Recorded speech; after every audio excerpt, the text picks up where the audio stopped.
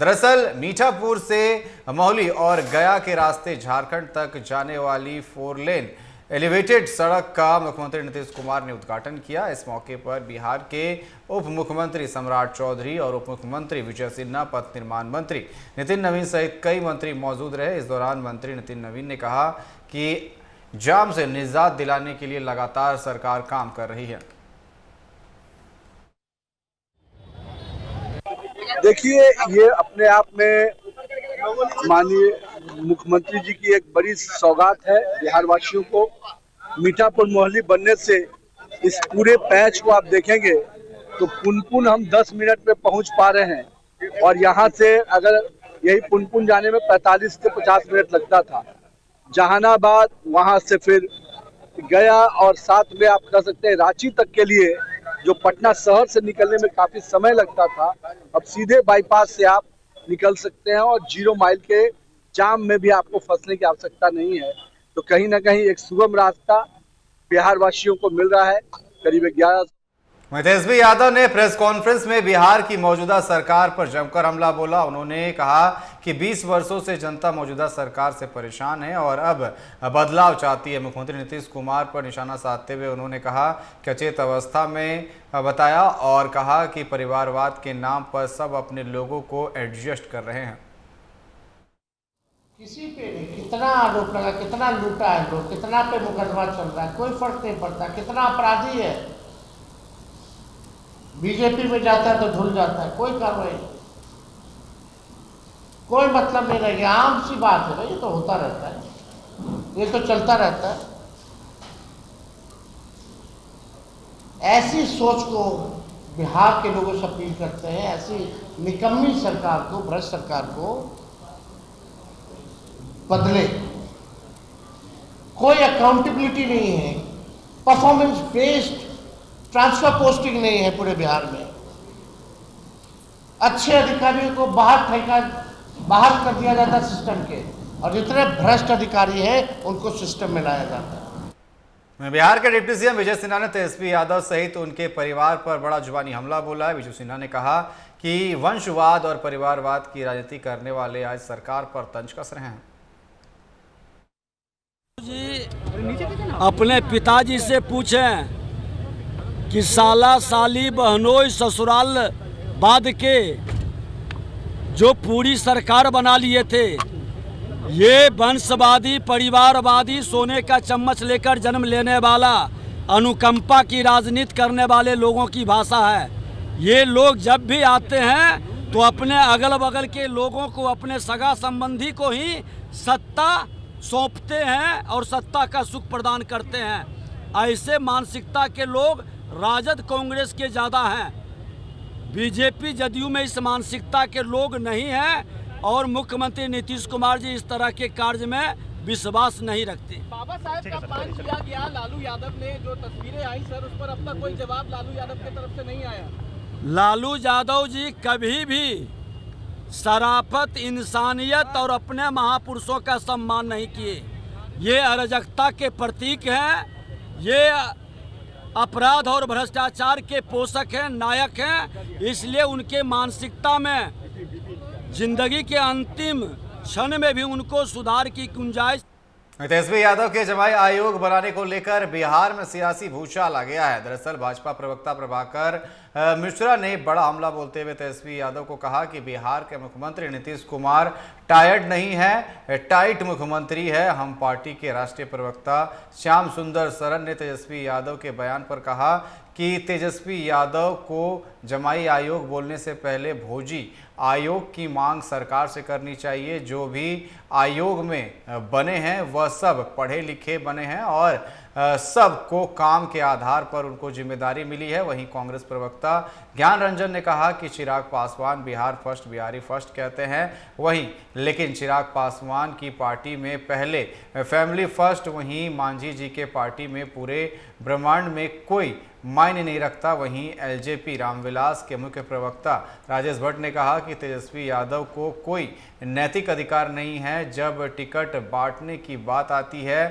तो मैं भाई बहन की याद आती है। तेजस्वी यादव जी माननीय मुख्यमंत्री नीतीश कुमार टायर्ड नहीं, टाइट मुख्यमंत्री हैं। उनके बढ़ते राजनीतिक प्रभाव से आपको जलन क्यों हो रही है? आप जब सत्ता में थे तो शासन कौन चला रहा था? आपको शायद मालूम नहीं है कि शासन नौकरशाही ही चलाते हैं। संचालक को टाइट रहना चाहिए। नौवीं फेल विद्वान राजनीतिक तेजस्वी यादव जी को मालूम होना चाहिए कि उनके परिवार में कितने सांसद और विधायक हैं। बेटी बेटी से जगह मिले तब न जमाई को जगह मिले। देखिए, मुझे लगता है कि तेजस्वी प्रसाद यादव जी को जमाई आयोग बोलने से पहले सरकार से मांग करनी चाहिए भौजाई आयोग की। अपने भौजाई के साथ उन्होंने क्या किया इसका जवाब देना चाहिए। और क्या कुछ से कुछ बोलते हैं। यहाँ कोई 9वीं पास और 7वीं पास आयोग का सदस्य नहीं बना है और हर किसी की अपनी एक लंबी संघर्ष की दास्तान है। वो क्या बोलेंगे? उन्हें कोई नैतिक अधिकार है? जब टिकट बांटने की बारी आती है तो उन्हें भाई बहन और मां याद आती है। पूरा परिवार का कुनबा पहले टिकट दे दिया जाता है, उसके बाद जो बचता है उसे देखा जाता है। हमारे पार्टी में तो एक कार्यकर्ता की तरह, अनुशासित सिपाही की तरह लोग काम करते हैं। 20-20 वर्षों तक काम करने के बाद उन्हें जो है नेता बनने का कोई मौका मिलता है। देखिए, चिराग पासवान जी बोलते हैं कि बिहार फर्स्ट, बिहारी फर्स्ट, लेकिन एक्चुअली में क्या है उनका? मनी फर्स्ट और फैमिली फर्स्ट। ठीक उसी तरह मांझी जी का क्या है? पूरे ब्रह्मांड में उनके लिए कोई मायने रखता है तो उनका परिवार। तो ये तो सच्चाई है ना कि ये तो जमाई आयोग का ही गठन हुआ है, इसमें कहाँ कोई शक है। उनके लिए बस इन सभी दोनों के लिए सिर्फ और सिर्फ यही लोग अपने लोग इनके। केंद्रीय मंत्री शिवराज सिंह चौहान ने अमर शहीद बुद्धू नूनिया की जन्म शताब्दी पर उन्हें श्रद्धांजलि अर्पित की और कहा कि देश की आज़ादी में नूनिया समाज के इस सपूत का योगदान अविस्मरणीय है। वहीं उन्होंने कहा कि गांधी जी के आंदोलन में भाग लिया और अत्याचार सहते हुए भी भारत माता की जय और वंदे मातरम का जय घोष दिया। वहीं शिवराज सिंह ने बताया कि दोनों उप मुख्यमंत्रियों ने बुद्धू नूनिया की प्रतिमा पटना में लगाने की घोषणा की है, जो आने वाली पीढ़ियों को उनके बलिदान की कहानी बताएगी। देश की आजादी के लिए नौनिया समाज के सपूत ने अपना सर्वस्व न्योछावर कर दिया था और नमक बनाकर गांधी जी के आह्वान को स्वीकार किया था, नमक बनाकर बांटा था। वो धोखे से गिरफ्तार किए गए और नमक बनाने वाले जलते कढ़ाव में उनको डाल दिया गया, लेकिन उस कढ़ाव से भी आह नहीं आई। बुद्धू नूनिया जी की भारत माता की जय और वंदे मातरम निकला। ऐसे अमर शहीद के चरणों में प्रणाम। वहीं सिवान जिले के गोरिया कोठी थाना क्षेत्र के हहुआ गांव निवासी विजय मांझी की संदिग्ध परिस्थिति में मौत हो गई। विजय मांझी पोस्ट ऑफिस में बड़ा बाबू के पद पर कार्यरत थे। मामले को लेकर मृतक के भाई ने आरोप लगाया कि पोस्ट ऑफिस से भारी रकम की अवैध निकासी की गई थी, जिसमें विजय से जबरन हस्ताक्षर करवाए गए थे। इस मुद्दे को लेकर विजय का पोस्ट ऑफिस के स्टाफ और एक निजी कर्मचारी के साथ अक्सर विवाद होता था। विजय ने कथित तौर पर स्टाफ को धमकी दी थी कि वह अवैध निकासी की शिकायत उच्च अधिकारियों से करेंगे, जिसके बाद एक निजी कर्मचारी ने गला घोंटकर उनकी हत्या की और शव को फंदे से लटका दिया ताकि उसे आत्महत्या का रूप दिया जा सके। वहीं इस घटना की सूचना पर पहुंची पुलिस ने शव को कब्जे में लेकर पोस्टमार्टम के लिए भेज दिया है और पूरे मामले की जांच में जुट गई है।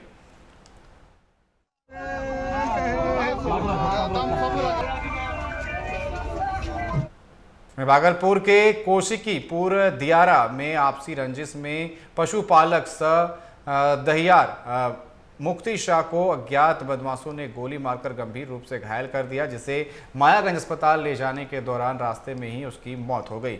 बताया जा रहा है कि मुक्ति शाह रोज की तरह अपनी गाय भैंस को लेकर चराने गया था और तभी बदमाशों ने उसे गोली मार दी और गोली उसके कंधे के ऊपर लगी थी। वहीं पुलिस को सूचना मिली तो पुलिस मामले की जांच में जुट गई है।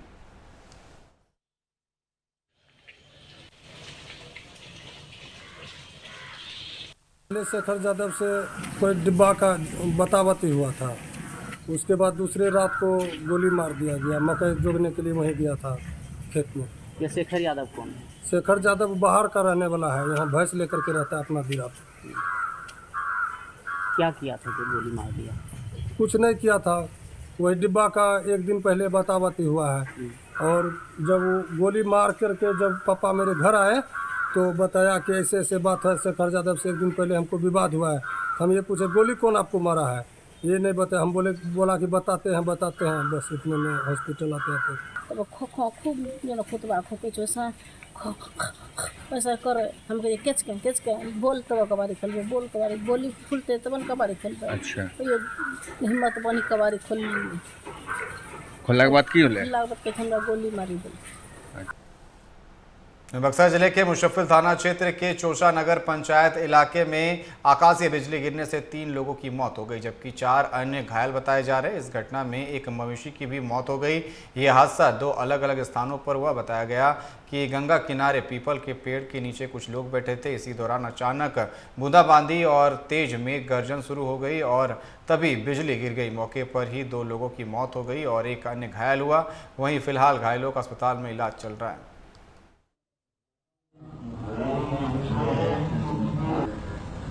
बगहा के रामनगर प्रखंड स्थित मेघवल मठिया गांव में ठनका गिरने से 2 लोगों की मौके पर ही मौत हो गई, जबकि 2 अन्य घायल हो गए। घायलों को इलाज के लिए निजी अस्पताल में भर्ती कराया गया है। बताया गया कि बारिश के दौरान सभी लोग बगीचे में छिपे हुए थे, तभी अचानक से बिजली गिरी और 2 लोगों की मौत हो गई।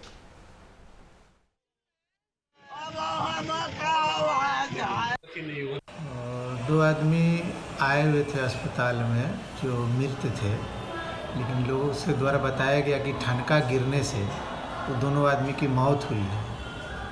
और किस गांव के थे लोग? मेघवल मठिया कुछ गांव का नाम बता रहा था लोग। अच्छा। उसी गांव का था लोग और दोनों व्यक्ति मृत थे। दोनों को मृत घोषित कर दिया। हाँ, एक बच्चा भी जख्मी हुआ था। हाँ, एक बच्चा आया था, वो बहुत क्योर था, उसमें कोई दिक्कत नहीं थी। वो सब बच्चा एकदम फाइन था। क्या नाम हुआ था? चला गया बच्चा डॉक्टर से जीत का गिरल हवे ओइमे चपाटी में बन गई थी। इमे एल बड़ा सोच आदमी माने काल हो गई। कौ आदमी की मौत होला? 2 आदमी को। 2 आदमी। आ कौ जख्मी भइलो? 4-5 अस्पताल में भर्ती करावेल। कहाँ गई रहलो सब के? बगीचा और खेलत रहलो, हम के बगीचा और गांव के बगल में। जमुई जिले के चकाई प्रखंड अंतर्गत चिहरा थाना क्षेत्र में पुलिस ने बड़ी कार्रवाई करते हुए 1633 लीटर अवैध विदेशी शराब बरामद की।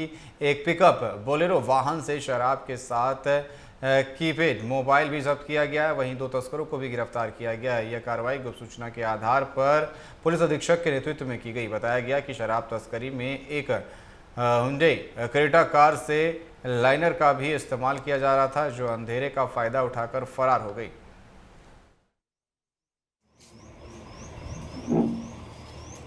हो गया। बेगूसराय जिले के नावकोठी थाना क्षेत्र के माइक्रो फाइनेंस कर्मी से 9 जून को हुई लूटकांड का पुलिस ने खुलासा कर लिया है। दरअसल डीएसपी कुंदन कुमार ने बताया कि भारत फाइनेंस के कर्मी पवन कुमार से करीबन 1,80,000 रुपये और मोबाइल की कथित लूट की प्राथमिकी दर्ज कराई गई थी। जांच के दौरान मामला संदिग्ध लगने पर जब पवन से सख्ती से पूछताछ की गई तो उसने कबूल किया कि उसने अपने भाई राजकुमार के साथ मिलकर झूठी लूट की साजिश रची थी। पवन की मां ने इलाज में भारी कर्ज हो गया था और दबाव में आकर इस दोनों भाइयों ने इस घटना को अंजाम दिया।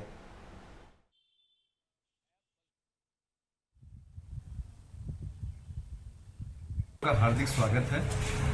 9 तारीख को नावकोठी थाना क्षेत्र के महेशवाड़ा में एक घटना हुई थी लूट की, जिसमें एक फाइनेंस कर्मी थे, भारत फाइनेंस मझौल में काम करते थे। उनका नाम पवन कुमार है। इनके द्वारा थाना को सूचित किया गया कि करीब 1:45 बजे कुछ अज्ञात अपराध कर्मियों द्वारा 2 मोटरसाइकिल पर 4 लोग थे, जिनके द्वारा पिस्टल सटाकर इनके साथ 1.5 लाख रुपया लूटपाट की घटना की गई थी। ये जब मीटिंग से कलेक्शन करके लौट रहे थे तो इनका पैसा जो है हथियार के दम पर लूट लिया गया था। इनसे बाद में पूछा गया तो इन्होंने बताया कि सर हम हिसाब नहीं किए थे, इसलिए प्राथमिकी में 1.5 लाख लिखा गया है। कुल पैसा 1,76,000 था। हम लोग इस दिशा में हमारी टीम, थानाध्यक्ष, एडिशनल थानाध्यक्ष और हम लोग सभी लोग इस अनुसंधान की दिशा में काम कर रहे थे। भारतीय सशस्त्र बलों द्वारा ऑपरेशन सिंदूर की ऐतिहासिक सफलता और वीर जवानों के अद्भुत शौर्य और पराक्रम के सम्मान में छतरपुर के मधुबनी पंचायत में पीएचईडी मंत्री नीरज कुमार सिंह बबलू के नेतृत्व में भव्य तिरंगा यात्रा निकाली गई। तिरंगा यात्रा में लोगों ने भाग लिया और तिरंगा यात्रा मधुबनी पंचायत से निकलकर भीमपुर चौक तक पहुंचा।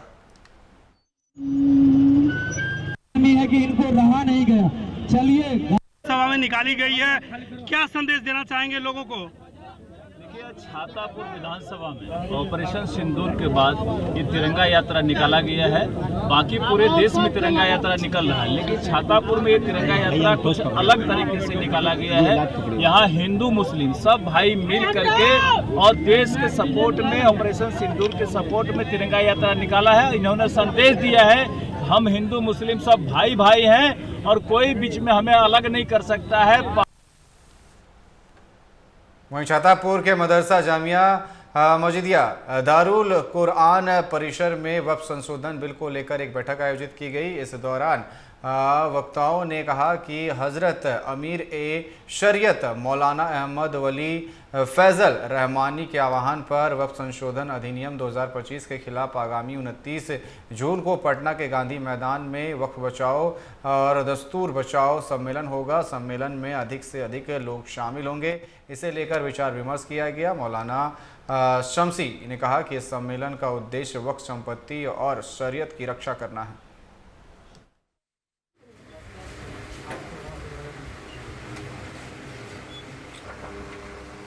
29 जून 2025 को गांधी मैदान में वक्फ बचाओ दस्तूर बचाओ कॉन्फ्रेंस है। उसमें बड़ी तादाद में लोगों को शिरकत करनी है और मकसद ये है कि जो वक्फ कानून बनाया है सरकार ने, ये जालिमाना कानून है और ये मुसलमानों के ख़िलाफ़ ही नहीं बल्कि दस्तूर के ख़िलाफ़ है, हिंदुस्तान के तहज़ीब के ख़िलाफ़ है। इसलिए हम तमाम मुसलमानों की ही नहीं बल्कि तमाम लोगों की ख्वाहिश है और तमाम लोग ये चाहते हैं कि ये वक्फ एक्ट 2025 जो सरकार ने बनाया है उसको। वहीं राजधानी पटना के ज्ञान भवन में गंगा नदी पर अंतर्देशीय जलमार्ग परिवहन विकास पर परामर्श कार्यशाला का आयोजन किया गया। इस दौरान गंगा नदी पर अंतर्देशीय जलमार्ग परिवहन को बढ़ावा देने के लिए कई पहलुओं की घोषणा की गई और वहीं इस दौरान केंद्रीय बंदरगाह और जहाज रानी और जलमार्ग मंत्री सर्बानंद सोनोवाल, केंद्रीय मंत्री गिरिराज सिंह, उप मुख्यमंत्री सम्राट चौधरी और विजय चौधरी और दिलीप जायसवाल, परिवहन मंत्री उत्तर प्रदेश और बिहार के लोग कार्यशाला में मौजूद रहे। से निवेदन है श्री आशुतोष गौतम जी से कि माननीय IWAI के भागलपुर में मानसून की पहली बारिश ने लोगों को भीषण गर्मी से हल्की राहत दी है। पिछले कई दिनों से तेज धूप और उमस से लोग परेशान थे और बारिश की पहली फुहारों का स्वागत किया। दोपहर के बाद अचानक मौसम ने करवट बदली और हवाओं के साथ झमाझम बारिश शुरू हो गई। बारिश होते ही तापमान में गिरावट आई और मौसम सुहाना हो गया। वहीं मौसम विभाग ने आने वाले 48 घंटों में और भी बारिश होने की पूर्वानुमान जताई है, जिससे गर्मी से लोगों को और राहत मिलेगी।